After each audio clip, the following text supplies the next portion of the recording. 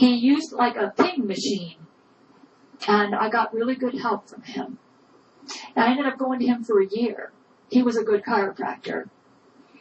And he told me, your C1 is way up there. He said, but I'll keep working on it and we'll get it to go down where it needs to go.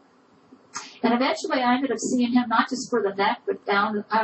He worked on the lower spine as well. I ended up taking my son to him.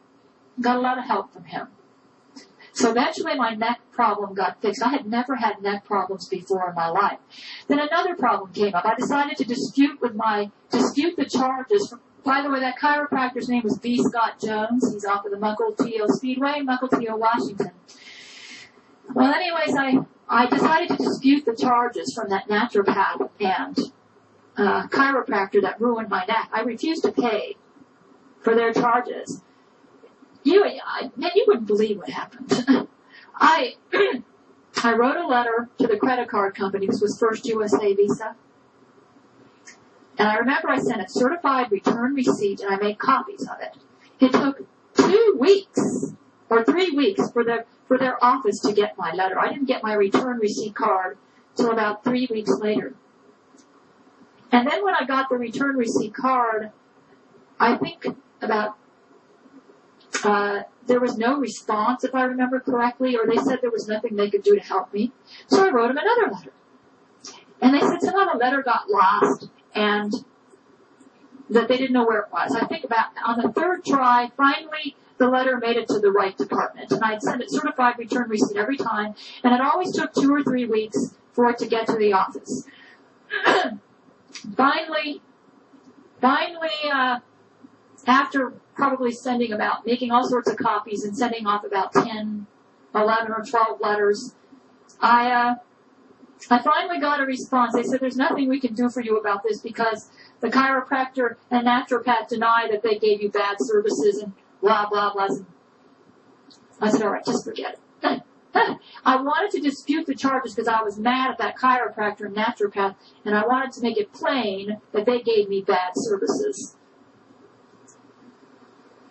But boy, did I get the runaround on that one. And then also about this time, Erich was having trouble in school. This is 99. Fall of 99 in Seattle. He was coming home with viruses. About 2 a week. 2 a week. And I was catching every other one. 1 week it would be stomach bug. Next week it would be maybe one that hit the nervous system. And I was putting him on echinacea, all sorts of good stuff. He'd get over it. Then he'd come home with something else. Always sick. And he said, Mommy, the kids are making fun of me at school.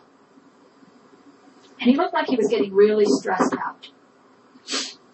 And he was missing a lot of class. His grades weren't doing well, which was unusual for him because he was normally on honor roll. And I thought, oh no, now they're hitting me at the school. He was missing school. I think he missed half of the fall out sick. And then he told me that all the kids in the neighborhood and all the kids at Harbor Point Middle School were teasing him. And he said, you have no idea, he told me, how much stress I'm under. And I told him I could imagine. I said, boy, that Lori McBride is good. I mean, here I was getting it from my doctors, getting it from my son's school, getting it from the neighbors, getting it from the credit card company. I felt like I was dealing with a mountain of stress. Getting it from my husband, getting it from that South Carolina preacher. The church in Linwood was all right.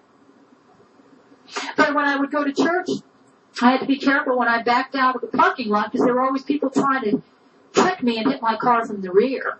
Like one time I backed out of the parking lot at Open Door Baptist Church and a car just sped out of nowhere and just missed hitting me maybe by 5 inches.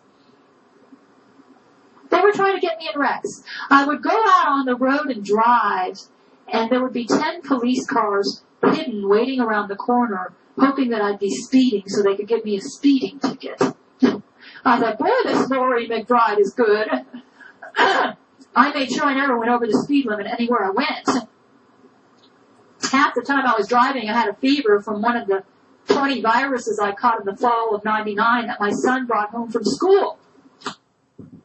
It seemed like the pressure was just ratcheting up. It was getting worse and worse. I said, I told God, I don't know how much more I can take. There were strange illnesses passing around the church, too. Everybody was getting these weird stomach bugs and getting sick and catching stuff from the church bathroom. And, man, I remember that Erich and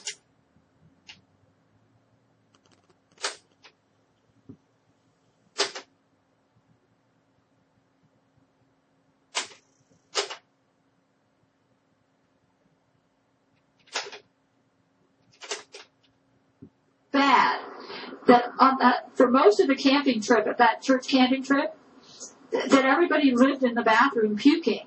They told me about this later. And on this church bus on the way home, people were throwing up so much on the bus that there was a river of puke floating down the middle aisle in the bus. I thought, boy, this Lori McBride is good. And my husband and my son didn't tell me what had happened to them on that trip. And my husband came home and slept in that room with me, sick. And he didn't tell me. In fact, I think he got up to throw up, and he didn't tell me. I slept through the whole thing. So I woke up the next morning, and Erich and I went to church, and I found out about this camping trip that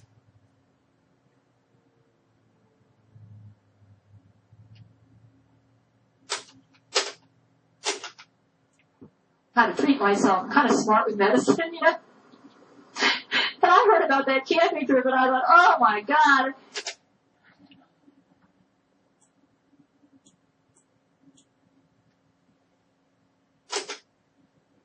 And after that, there were other weird illnesses going around that church. I mean, it was really strange. I thought, boy, this Lori McBride is good. Okay, so many things happened to me. I'm sure I'm going to leave something out. Let's just say, at this point, I was feeling very overwhelmed. Very overwhelmed. I felt like I was in war, and I probably was. And I told myself, I said, I am not going to let that woman win. So I don't care if she kills me. I'm not going to let her win. This is disgusting. She's evil. And I just made up my mind that I was going to do what's right, even if I went down in my own blood. And I was going to stand by my friends. But boy, were they putting their pressure on me. But probably the greatest stress for me in the 99-2000 year was to see what they were doing to my son. He wasn't handling it as well as I was.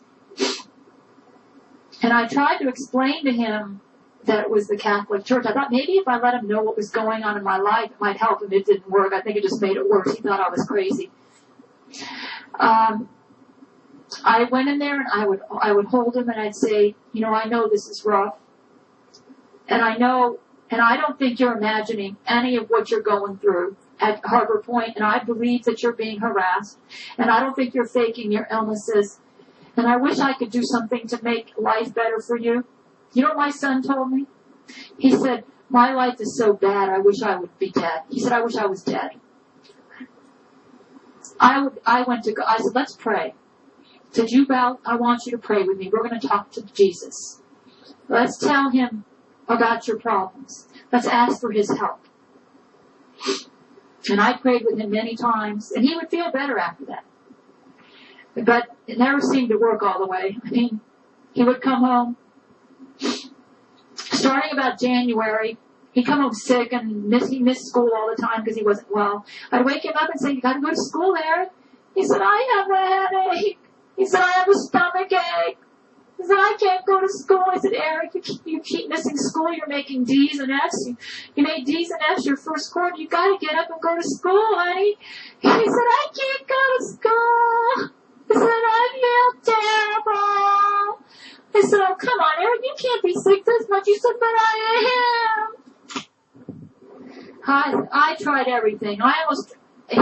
He's almost a teenage boy. The only way I could get him to go to school is I'd have to pick him up. So I couldn't make him go.